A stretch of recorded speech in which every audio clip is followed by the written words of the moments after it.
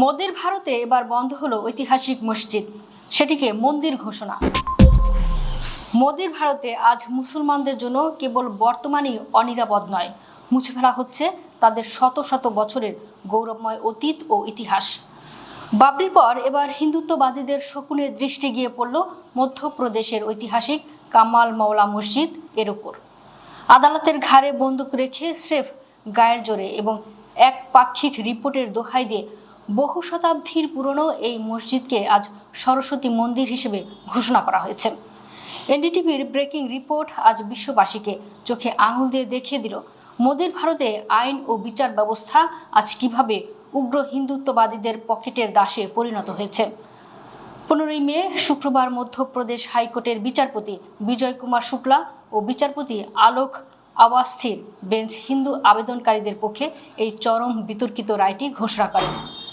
রায়ের পর্যবেক্ষণে বলা হয়, ভোজশালা কমপ্লেক্সের এই বিতর্কিত স্থানে নাকি একটি সংস্কৃত শিক্ষা কেন্দ্র এবং সরস্বতীর মন্দির ছিল।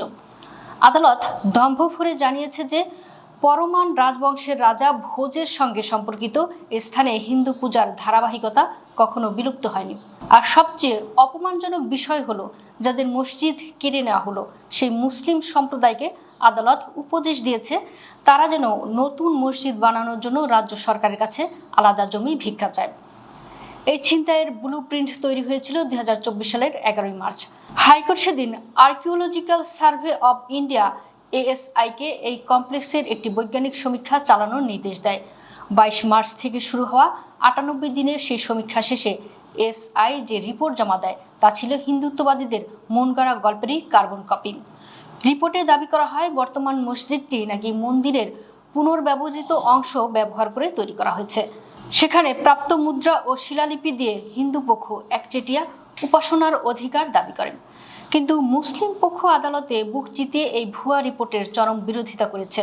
তারা স্পষ্ট যুক্তিতে বলেছে, SI এর এই জরিপ প্রতিবেদন সম্পূর্ণ পক্ষপাতদুষ্ট এবং হিন্দু আবেদনকারীদের দাবিকে আইনি বৈধতা দেওয়ার জন্যই এটি আগে থেকে ছক কষে প্রস্তুত করা হয়েছে।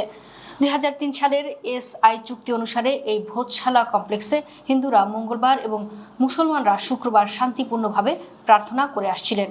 কিন্তু হিন্দুত্ববাদীদের চরম স্পর্ধা ও একচেটিয়া দখলের লোভে আজ সেই চুক্তিকে ডাস্টবিনে ছুঁড়ে ফেলা হলো।